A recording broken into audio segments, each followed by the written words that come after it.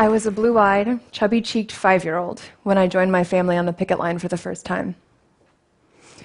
My mom made me leave my dolls in the minivan. I'd stand on a street corner in the heavy Kansas humidity, surrounded by a few dozen relatives, with my tiny fists clutching a sign that I couldn't read yet. Gays are worthy of death. This was the beginning. Our protest soon became a daily occurrence and an international phenomenon, and as a member of Westboro Baptist Church, I became a fixture on picket lines across the country.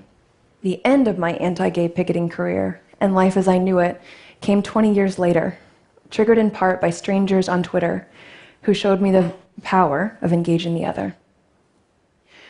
In my home, life was framed as an epic spiritual battle between good and evil.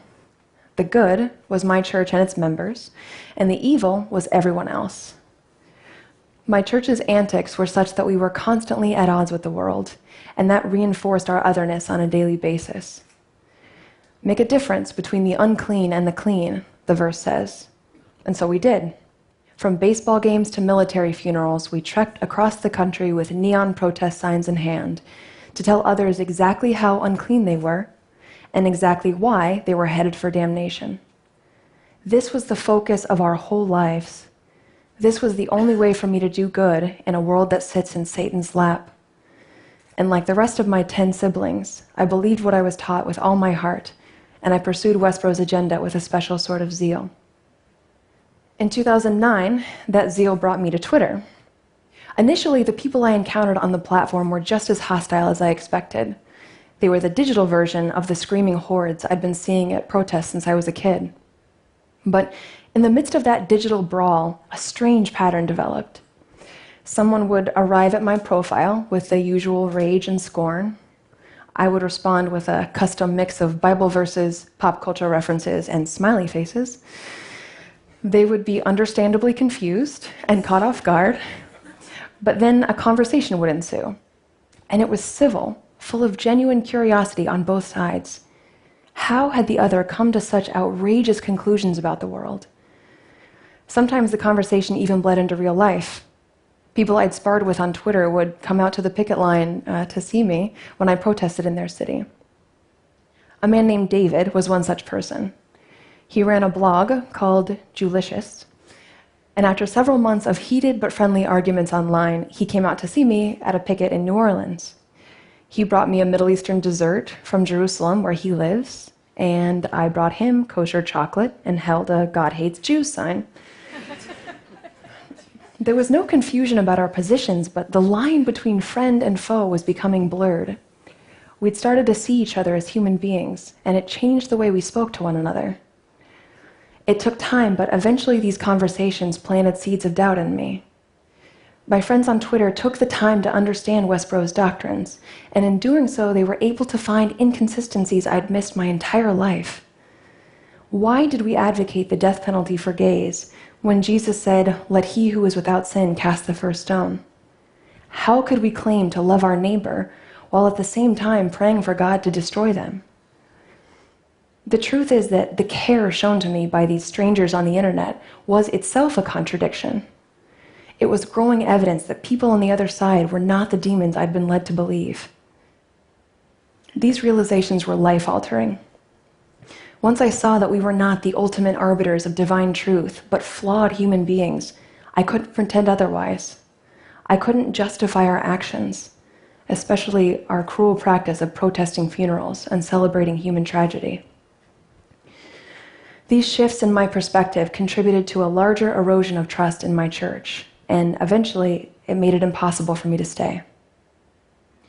In spite of overwhelming grief and terror, I left Westboro in 2012. In those days just after I left, the instinct to hide was almost paralyzing. I wanted to hide from the judgment of my family, who I knew would never speak to me again, people whose thoughts and opinions had meant everything to me. And I wanted to hide from the world I'd rejected for so long, people who had no reason at all to give me a second chance after a lifetime of antagonism. And yet, unbelievably, they did. The world had access to my past because it was all over the internet, thousands of tweets and hundreds of interviews, everything from local TV news to the Howard Stern show. But so many embraced me with open arms anyway. I wrote an apology for the harm I'd caused, but I also knew that an apology could never undo any of it. All I could do was try to build a new life and find a way somehow to repair some of the damage. People had every reason to doubt my sincerity, but most of them didn't. And given my history, it was more than I could have hoped for. Forgiveness and the benefit of the doubt. It still amazes me. I spent my first year away from home, adrift with my younger sister, who had chosen to leave with me. We walked into an abyss, but we were shocked to find light and a way forward in the same communities we targeted for so long.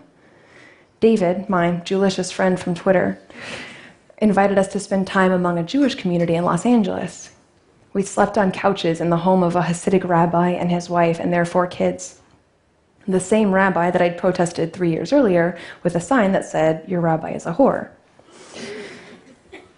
We spent long hours talking about theology and Judaism and life while we washed dishes in their kosher kitchen and chopped vegetables for dinner. They treated us like family. They held nothing against us. And again, I was astonished. That period was full of turmoil, but one part I've returned to often is a surprising realization I had during that time, that it was a relief and a privilege to let go of the harsh judgments that instinctively ran through my mind about nearly every person I saw. I realized that now I needed to learn. I needed to listen.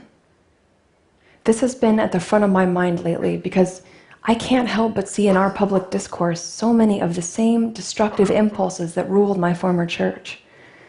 We celebrate tolerance and diversity more than at any other time in memory, and still we grow more and more divided. We want good things: justice, equality, freedom, dignity, prosperity.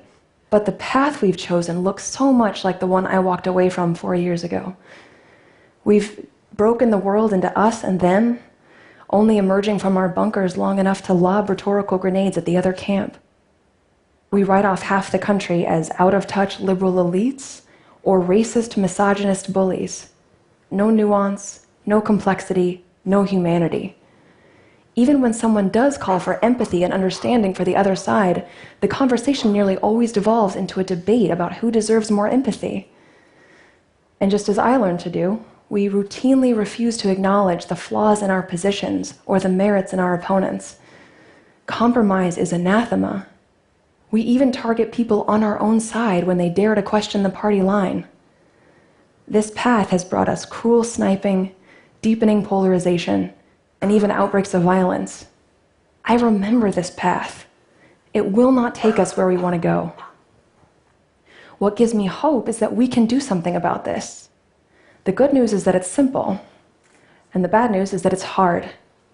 We have to talk and listen to people we disagree with. It's hard because we often can't fathom how the other side came to their positions. It's hard because righteous indignation, that sense of certainty that ours is the right side, is so seductive. It's hard because it means extending empathy and compassion to people who show us hostility and contempt. The impulse to respond in kind is so tempting, but that isn't who we want to be. We can resist, and I will always be inspired to do so by those people I encountered on Twitter, apparent enemies who became my beloved friends. And in the case of one particularly understanding and generous guy, my husband. There was nothing special about the way I responded to him. What was special was their approach. I thought about it a lot over the past few years, and I found 4 things they did differently that made real conversation possible. These 4 steps were small but powerful, and I do everything I can to employ them in difficult conversations today. The first is, don't assume bad intent. My friends on Twitter realized that even when my words were aggressive and offensive, I sincerely believed I was doing the right thing. Assuming ill motives almost instantly cuts us off from truly understanding why someone does and believes as they do.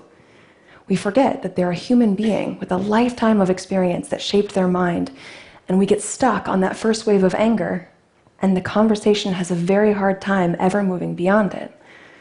But when we assume good or neutral intent, we give our minds a much stronger framework for dialogue. The second is ask questions. When we engage people across ideological divides, asking questions helps us map the disconnect between our differing points of view. That's important because we can't present effective arguments if we don't understand where the other side is actually coming from, and because it gives them an opportunity to point out flaws in our positions. But asking questions serves another purpose. It signals to someone that they're being heard. When my friends on Twitter stopped accusing and started asking questions, I almost automatically mirrored them. Their questions gave me room to speak, but they also gave me permission to ask them questions and to truly hear their responses. It fundamentally changed the dynamic of our conversation. The third is stay calm. This takes practice and patience, but it's powerful. At Westboro, I learned not to care how my manner of speaking affected others. I thought my rightness justified my rudeness. Harsh tones, raised voices, insults, interruptions. But that strategy is ultimately counterproductive. Dialing up the volume and the snark is natural in stressful situations, but it tends to bring the conversation to an unsatisfactory, explosive end. When my husband was still just an anonymous Twitter acquaintance, our discussions frequently became hard and pointed, but he always refused to escalate. Instead, he would change the subject. He would tell a joke or recommend a book or gently excuse himself from the conversation. We knew the discussion wasn't over, just paused for a time to bring us back to an even keel. People often lament that digital communication makes us less civil, but this is one advantage that online conversations have over in-person ones. We have a buffer of time and space between us and the people whose ideas we find so frustrating. We can use that buffer.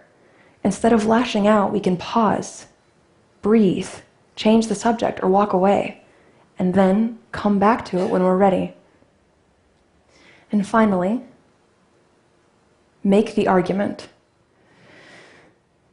This might seem obvious, but one side effect of having strong beliefs is that we sometimes assume that the value of our position is or should be obvious and self-evident, that we shouldn't have to defend our positions because they're so clearly right and good, that if someone doesn't get it, it's their problem, that it's not my job to educate them.